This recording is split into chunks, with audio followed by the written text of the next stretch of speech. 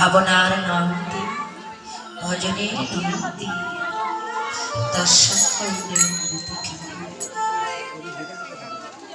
দর্শন করে বা মাত্র যেন নিজেকে হারিয়ে ফেললে, আর নিজের মধ্যে রইল না। মনের আবেগে প্রকাশ করছে সজনী, এখানে নাগরিককে ডেকে ডেকে বলছে সজনী, এমন রূপের মানুষ, এমন গুণের মানুষ, এমন ভাবের মানুষ আমি আগে কখনো দেখিনি, যাকে দেখবা মাত্র যেন আমার দেহ মনোপ্রাণ, আমার জীবন জৈব যেন সর্বোচ্চ হরণ করে নিয়ে গেল। সজনী, আমি যেন আর আমার মধ্যে নেই। সজনী, বল বল বল, এখন আমি কি করবো? বলছি সজনী, ওকে দেখবার পর যেন আমি নিজেকে আর নিজের মধ্যে রাখতে পারছি না।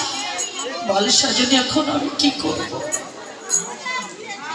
সজনী, ও সজনী, দেখ আমাকে, দেখ আমার সংসার আর ভালো লাগছে, ভালো লাগছে না আমার বিষয় ঐশ্বর্য, ভালো লাগছে না পুত্র কন্যাদি। আমি কি করবো?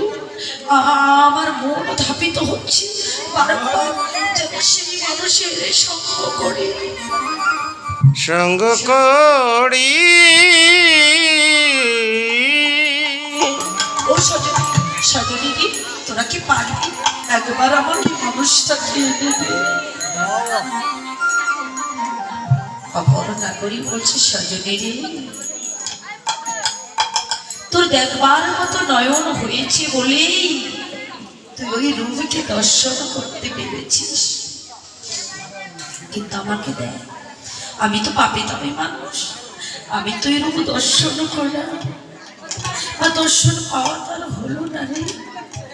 ও সজনী, আমি কি বলি জানিস, যাকে দর্শন করে তুই এমন এলো থেলো পাগলিনী হয়ে যাচ্ছিস, তুই ওই মানুষটাকে ভুলে যা, ভুলতে পারবি না। বলছে সজনী রে।